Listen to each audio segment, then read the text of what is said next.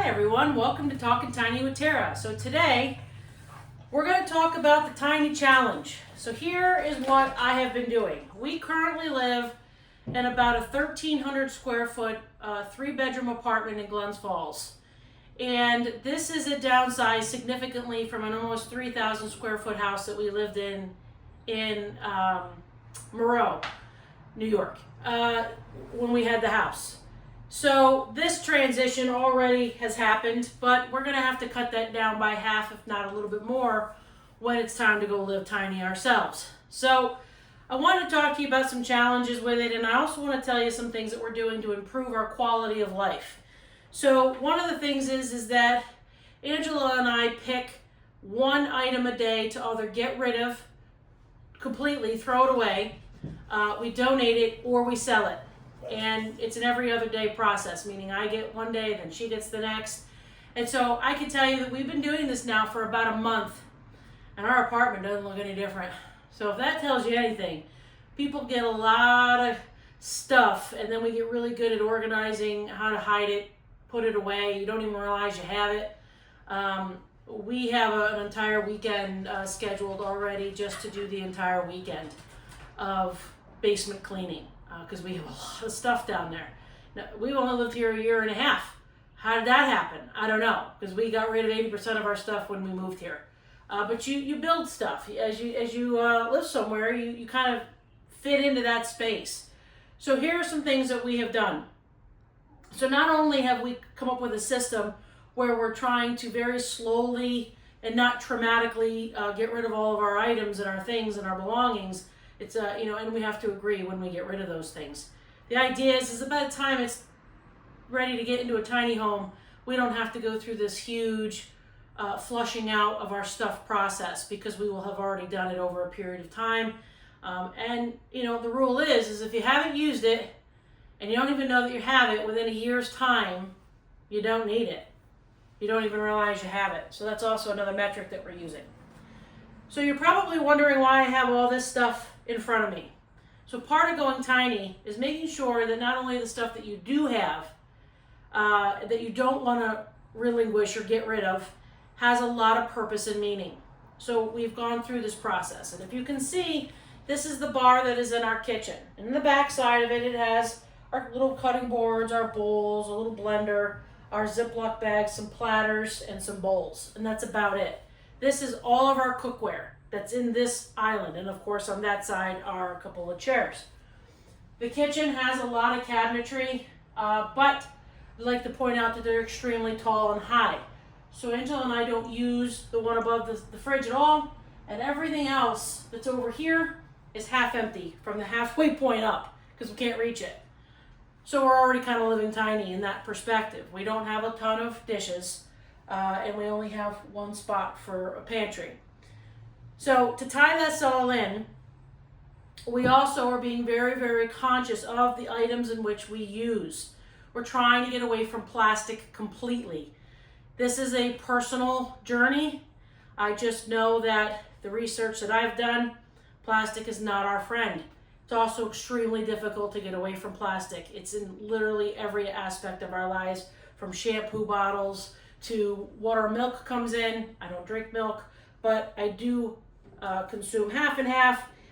We do drink coconut water, but you will notice in everything that we have in the house, it's either cardboard, it's this right here might have a plastic component to it, but it's as close to wicker as we could find. This is our butter dish that is glass and wood. My older son is starting to learn how to, it's called jarring, which I'm very intrigued by, and he's doing a really great job. So we have a huge amount of supplies of these glass jars with the metal lids.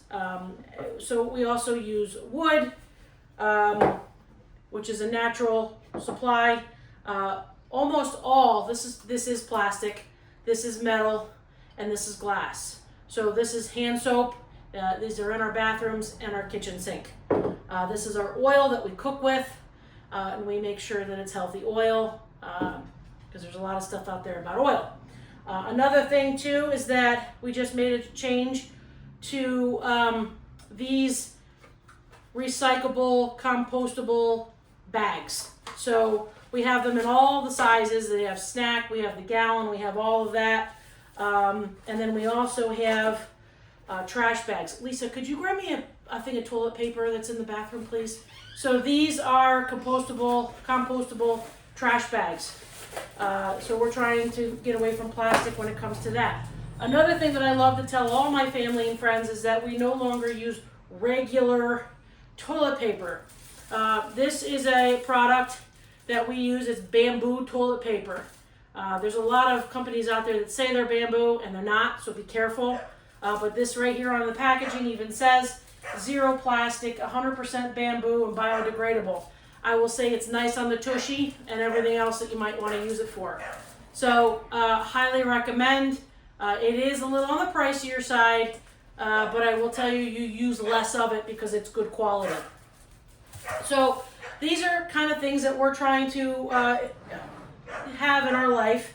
We even have these coffee pods that are not plastic. They do have a plastic ring, but by and large, coffee pods are all plastic. So we tried to make an adjustment there. And then eating healthy, right? So big part of Tiny Territory is eating healthy. Right now we buy our eggs from the Glens Falls Farmers Market, and if we can't get them there, we buy these. Again, they're not in plastic. This is cardboard. So we have fresh tomatoes. Well, I did have tomatoes.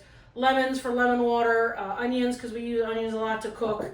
Again, this all might seem a little bit off topic as far as tiny territory, but it ties into the quality of life.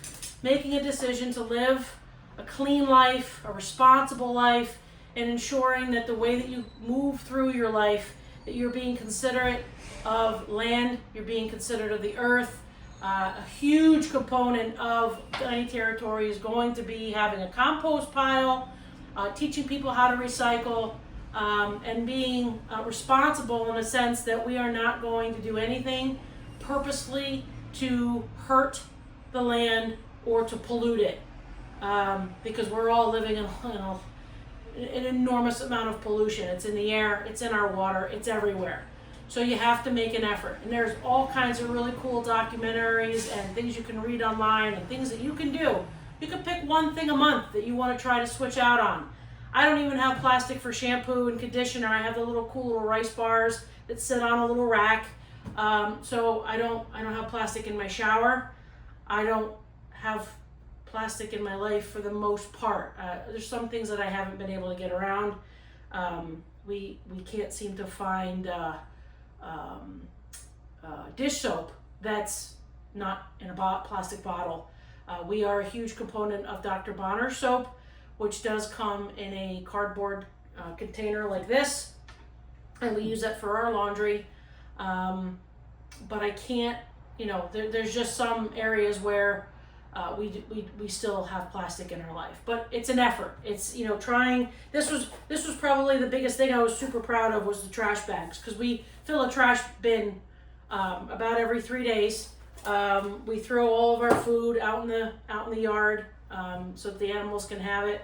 We don't throw any food away into the trash bin, and we try to be very aware of what we're putting in the trash so that we're not contributing to the problem. We do not have the big plastic bottles for our laundry detergent because we do the Dr. Bonner's, because that was a big thing I was concerned about. The landfills are filling up with those huge laundry detergent containers, and they don't break down. So anyways, getting back on point, living clean, living responsibly, it's a process. I've thrown away about 15 pairs of shoes. I've thrown away over 50 coffee mugs. I have gotten rid of clothes. We've gotten rid of things hanging on the walls. We've gotten rid of dishes. We've gotten rid of a lot of stuff. It blows my mind that we can't even recognize it walking around our apartment. But anyways, thank you so much for taking time with me today. If you have any questions with any of the products that I use, you're certainly welcome to reach out to me and ask me. But the idea is that if you're going to live clean, and live tiny. Make sure everything has a purpose and has a home in your tiny home. Have a great day.